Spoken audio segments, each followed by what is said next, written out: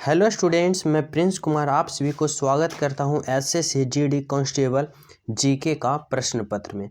आप सभी को बता दूं कि इस क्लास में जितने भी प्रश्न पत्र जीके का लिया गया है, सभी प्रश्न पत्र आप सभी के एग्जाम बेस्ड कंटेंट सेलेक्टेड तैयार किया गया है, सेलेक्टेड प्रश्न लिया गया है। तो सभी विद्यार्थी सभी प्रश्न को बारीकता से अध्ययन करना, हर एक प्रश्न को 100% फोकस करना, एक भी प्रश्न को मिस ना करना। कोई भी विद्यार्थी एक भी प्रश्न को मिस ना करना, अगर मिस करोगे तो फिर आप समझना। तो चलिए शुरू करते हैं। पहला प्रश्न देखो क्या कर रहा है। पहला प्रश्न पूछ रहा है कि भारत के राष्ट्रपति को शपथ कौन दिलाता है। भारत के राष्ट्रपति को शपथ कौन दिलाता है? तो राइट आंसर क्या होगा? राइट आंसर होगा कि भारत के राष्ट्रपति का शपथ भारत के मुख्य न्यायाधीश दिलाता है। कौन दिलाता है? मुख्य न्यायाधीश। Option number A is the right answer. अगला प्रश्न देखो क्या है। अगला प्रश्न है भारत का प्रथम वायसराय कौन था। भारत का प्रथम वायसराय की बात करें, Lord William Bentinck, Lord Canning, Lord Dalhousie या लॉर्ड रिपन। तो भारत का प्रथम वायसराय कौन था? तो राइट आंसर होगा लॉर्ड कैनिंग था। भारत का प्रथम वायसराय कौन था? लॉर्ड कैनिंग था। Option number B. अगला प्रश्न बताना किस अंग को खराब होने से पीलिया होता है। पीलिया बीमारी यह किस अंग के खराब होने से होता है? हृदय, फेफड़ा, यकृत या फिर वृक्क। तो राइट आंसर क्या होगा कि किस अंग के खराब होने से पीलिया बीमारी होता है? तो राइट आंसर होगा यकृत। किसके खराब होने से होता है? यकृत। Option number C. अगला प्रश्न देखो क्या है। अगला प्रश्न प्रसिद्ध शास्त्रीय नृत्य कथकली किस राज्य से संबंधित है। प्रसिद्ध शास्त्रीय नृत्य कथकली किस राज्य से संबंधित है? तो राइट आंसर क्या होगा? राइट आंसर होगा केरल राज्य से संबंधित है। किस राज्य से? केरल राज्य से।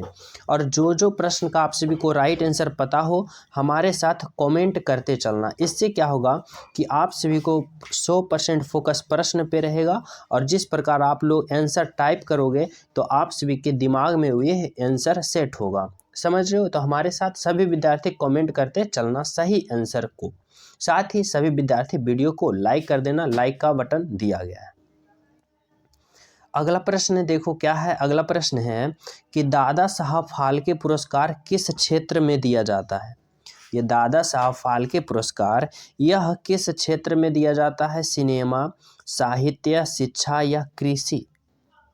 तो राइट आंसर क्या होगा कि दादा साहब फाल्के पुरस्कार यह किस क्षेत्र में दिया जाता है? तो यह दिया जाता है सिनेमा के क्षेत्र में। किस क्षेत्र में? सिनेमा के क्षेत्र में। Option number A is the बिल्कुल राइट आंसर। अगला प्रश्न देखो क्या है। अगला प्रश्न है जजिया कर को किसने खत्म कर दिया था। जजिया कर को किसने खत्म कर दिया था? बाबर, अकबर, शाहजहां या औरंगजेब। तो जजिया कर को खत्म करने वाला कौन था? तो राइट आंसर होगा अकबर। अकबर जो कि जजिया कर को खत्म कर दिया था। Option number B.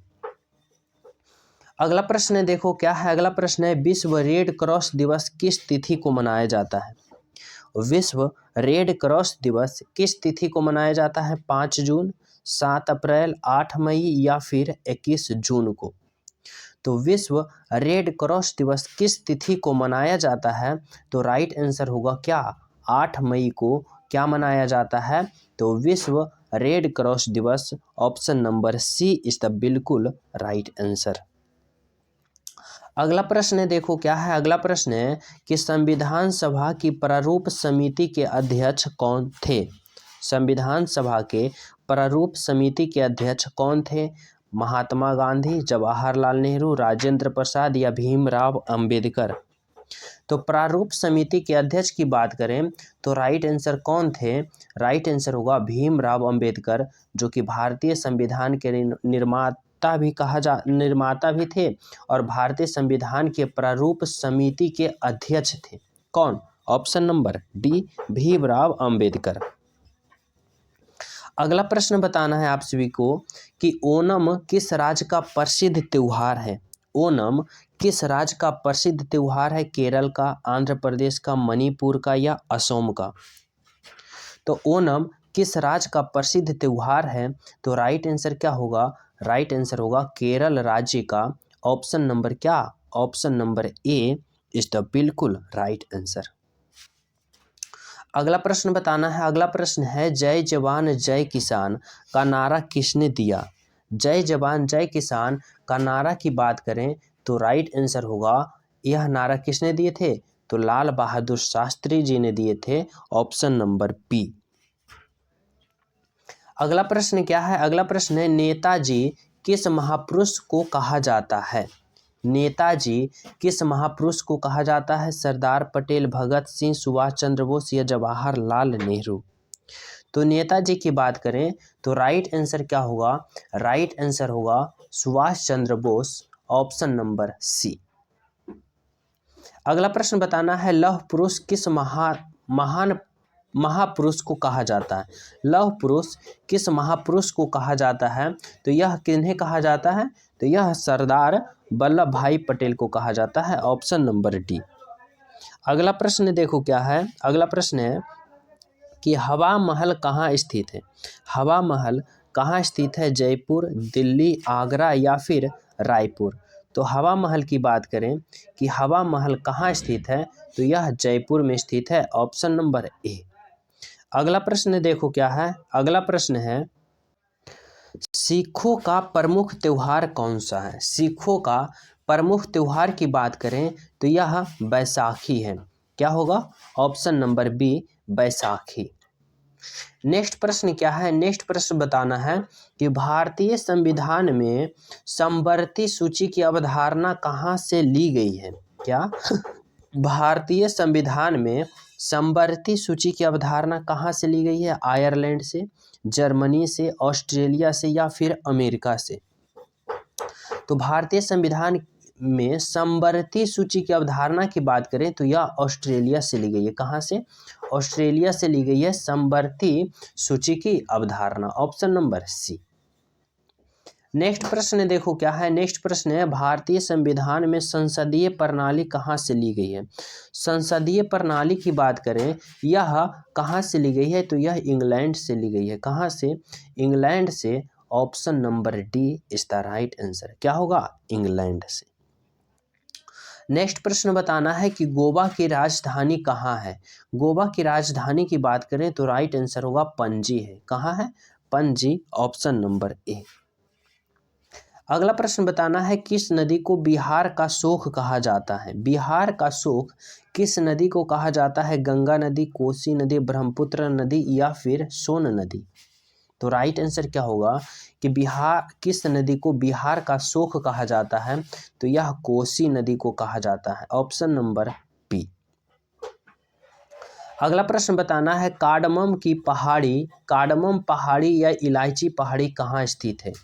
कार्डमम पहाड़ी या इलायची पहाड़ी की बात करें तो राइट आंसर क्या होगा? यह केरल में स्थित है। कहाँ स्थित है? केरल में।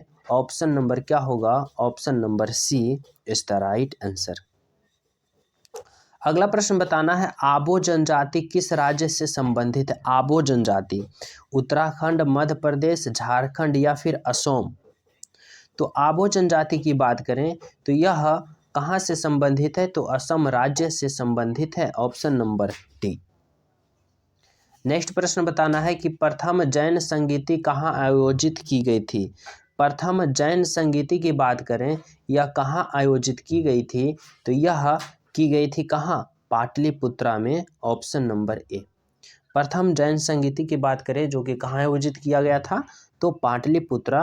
Option number A. अगला प्रश्न बताना है कि ईस्ट इंडिया एसोसिएशन की स्थापना कहाँ की गई? ईस्ट इंडिया एसोसिएशन की स्थापना कहाँ की गई थी? लाहौर, लंदन, पेरिस या फिर मुंबई में? तो राइट आंसर क्या होगा? राइट आंसर होगा ऑप्शन नंबर कहाँ? तो लंदन में की गई थी। कहाँ की गई थी? London. Option number B. Next प्रश्न बताना है कि केसरी समाचार पत्र के संपादक कौन थे? केसरी समाचार पत्र के संपादक कौन थे? महात्मा गांधी, जवाहरलाल नेहरू, बाल गंगाधर तिलक या फिर सुभाष चंद्र बोस? तो केसरी समाचार पत्र के संपादक की बात करें तो राइट आंसर होगा कौन थे, तो बाल गंगाधर तिलक। कौन थे, बाल Gangadhar Tilak, option number C. अगला है बताना है पश्चिम बंगाल में किस फसल का सर्वाधिक उत्पादन किया जाता है। पश्चिम बंगाल की बात हो रहा है तो राइट आंसर होगा धान। धान की फसल सर्वाधिक किया जाता है, ऑप्शन नंबर डी। अगला प्रश्न बताना है कृष्णदेव राय किसके समकालीन थे। कृष्णदेव राय की बात करें, यह किनके समकालीन थे, बाबर, अकबर, सिकंदर लोदी या अलाउद्दीन खिलजी। तो राइट आंसर होगा कृष्णदेव राय बाबर के समकालीन थे। ऑप्शन नंबर क्या होगा, ऑप्शन नंबर ए बाबर। अगला प्रश्न बताना है पाल वंश का संस्थापक कौन था। पाल वंश का संस्थापक की बात करें, अजय पाल, गोपाल, धर्मपाल या रामपाल। तो पाल वंश का संस्थापक की बात करें तो राइट आंसर क्या होगा, गोपाल। ऑप्शन नंबर क्या होगा, पाल वंश का संस्थापक गोपाल था, ऑप्शन नंबर बी। जो न्यू स्टूडेंट हो, चैनल पे पहली बार हो तो चैनल सब्सक्राइब कर लेना, बेल आइकन दबा लेना, क्योंकि आप सभी के पास ऐसा इंपॉर्टेंट एंड सेलेक्टेड प्रश्न का सीरीज पहुंचना अति आवश्यक हो जाएगा, जो आपके एग्जाम में बहुत ज़्यादा हेल्पफुल साबित करेगा। तो चलिए शुरू अगला प्रश्न को देखते हैं। अगला प्रश्न है सेन वंश का संस्थापक कौन था। सेन वंश का संस्थापक दंती दुर्ग, महिरभो या सामंत सेन या याति केसरी। तो राइट आंसर क्या होगा कि सेन वंश का संस्थापक कौन था, तो कौन था, Samant Sen. Option number C Samant Sen is the right answer. अगला प्रश्न बताना है कि पुस्तक वार एंड पीस के लेखक कौन थे। पुस्तक वार एंड पीस के लेखक कौन है, अरुंधति रॉय, आचार्य प्रशांत, महात्मा गांधी या लियो टॉल्स्टॉय। तो पुस्तक वार एंड पीस पुस्तक के लेखक की बात करें तो राइट आंसर होगा क्या, राइट आंसर होगा option number Leo Tolstoy. Option number क्या होगा, ऑप्शन नंबर डी।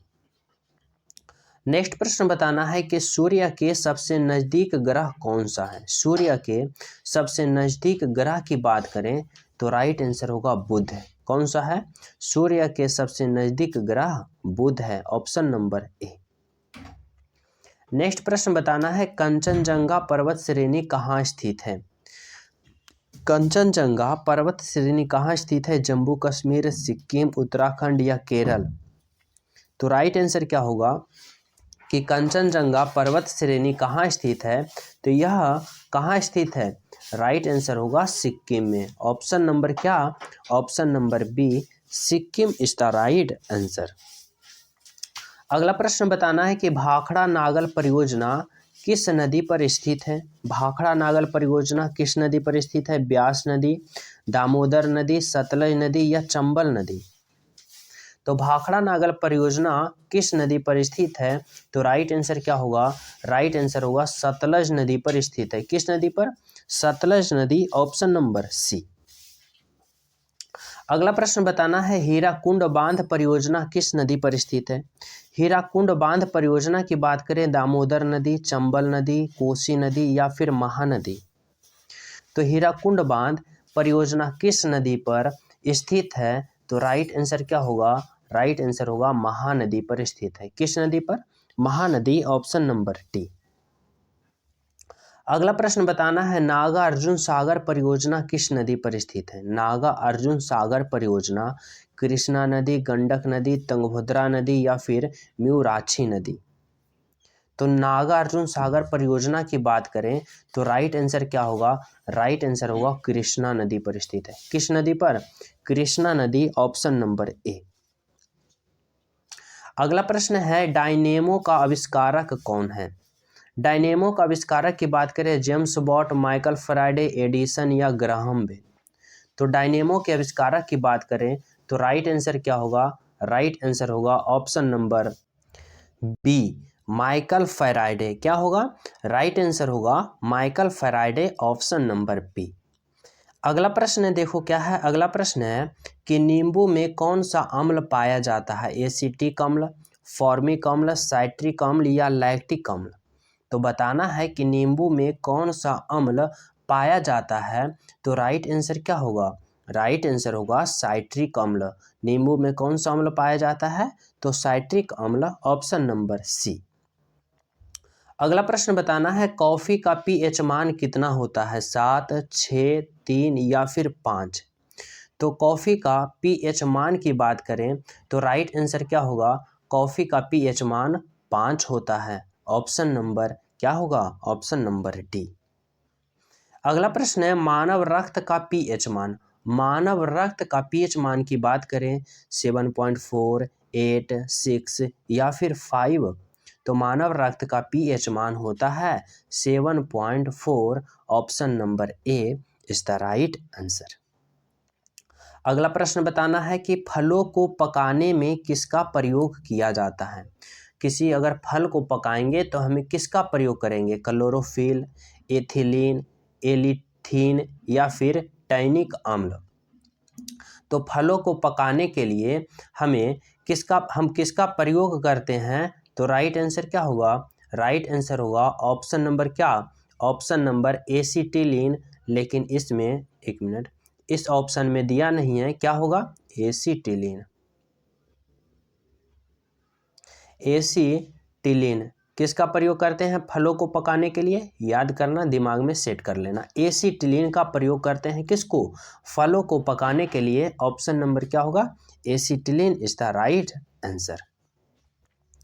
अगला प्रश्न है कवक की कोशिका भित्ति किसकी बनी होती है? कवक की कोशिका भित्ति की बात करें ग्लूकोज, प्रोटीन, काइटिन या सेलुलोज। तो कवक की कोशिका भित्ति किसकी बनी होती है? तो राइट आंसर होगा क्या? काइटिन की बनी होती है। Option number C is the right answer. अगला प्रश्न देखो क्या है। अगला प्रश्न बताना है एटीपी का निर्माण कहाँ होता है? एटीपी का निर्माण गल्जिकाय, लाइसोसोम, पैचिटिन या माइटोकॉन्ड्रिया। तो एटीपी का निर्माण कहाँ होता है? तो राइट आंसर क्या होगा? राइट आंसर होगा माइटोकॉन्ड्रिया में होता है। एटीपी का निर्माण कहाँ होता है? माइटोकॉन्ड्रिया। Option number D. अगला प्रश्न बताना है डेथ इन बनारस पुस्तक के लेखक कौन है? डेथ इन बनारस पुस्तक के लेखक कौन है? जनार्दन पैरी, मीना कौथिक या फिर बीडी त्रिपाठी या रॉन बैरेट। तो डेथ इन बनारस पुस्तक के लेखक कौन है?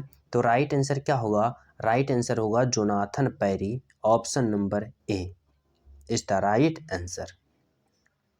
अगला प्रश्न बताना है निम्नलिखित में से कौन सा एक गैर भारतीय धर्म है? निम्नलिखित में से कौन सा एक गैर भारतीय धर्म है? सिख धर्म, जैन धर्म, यहूदी धर्म या बौद्ध धर्म। तो राइट आंसर होगा कि निम्नलिखित में से कौन सा एक गैर भारतीय धर्म है? तो यहूदी धर्म जो है यह गैर भारतीय धर्म है, यानी कि इसका उत्पत्ति भारत में नहीं हुआ है। अगला प्रश्न क्या है? भारत का नेपोलियन किसे कहा जाता है? अशोक, चंद्रगुप्त मौर्य, पुलकेशन द्वितीय या समुद्रगुप्त। तो भारत का नेपोलियन किसे कहा जाता है? तो राइट आंसर क्या होगा? राइट आंसर होगा चंद्रगुप्त। किसे कहा जाता है? समुद्रगुप्त। भारत का नेपोलियन किसे कहा जाता है? तो समुद्रगुप्त। ऑप्शन नंबर क्या होगा? Option number D Samudragupta is the right answer. अगला प्रश्न बताना है निम्नलिखित में से किस आंदोलन, निम्नलिखित स्थानों में से गदर आंदोलन का प्रारंभ हुआ था? बताना है गदर आंदोलन का प्रारंभ जो हुआ था किस स्थान से हुआ था? अमेरिका में, इंग्लैंड में, जर्मनी में या बर्मा में। तो राइट आंसर होगा गदर आंदोलन का प्रारंभ जो हुआ था वह अमेरिका में हुआ था। कहाँ? Option number A. अगला प्रश्न बताना है कि निम्नलिखित में से अलीगढ़ मुस्लिम विश्वविद्यालय की स्थापना किसने किया था? अलीगढ़ मुस्लिम विश्वविद्यालय की बात करें तो राइट आंसर होगा सर सैयद अहमद खां, जो कि अलीगढ़ मुस्लिम विश्वविद्यालय का स्थापना किया था। Option number B.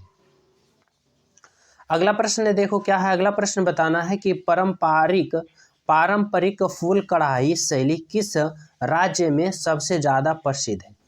पारंपरिक फूल कढ़ाई शैली किस राज्य में सबसे ज़्यादा प्रसिद्ध है? तो राइट आंसर क्या होगा? पंजाब होगा। Option number C. अगला प्रश्न बताना है कि सुंदरवन डेल्टा किस राज्य में स्थित है? उड़ीसा, असम, केरल या पश्चिम बंगाल। तो सुंदरवन डेल्टा किस राज्य में स्थित है, इस प्रश्न का राइट आंसर आप लोग कमेंट में बताना। ये आप सभी के होमवर्क के रूप में दे रहा हूँ। तो सभी विद्यार्थी ईमानदारी पूर्वक कमेंट में इसका राइट आंसर बताना। तो जो न्यू स्टूडेंट हो, चैनल पे पहली बार हो, चैनल सब्सक्राइब कर लेना। सभी विद्यार्थी वीडियो को लाइक एंड शेयर जरूर करना और प्यारा सा कमेंट जरूर करना। साथ ही टेलीग्राम लिंक डिस्क्रिप्शन में वहाँ भी ज्वाइन हो जाना। मिलते हैं आप सभी को अगले क्लास में। जब तक सभी को हमारे तरफ से जय हिंद।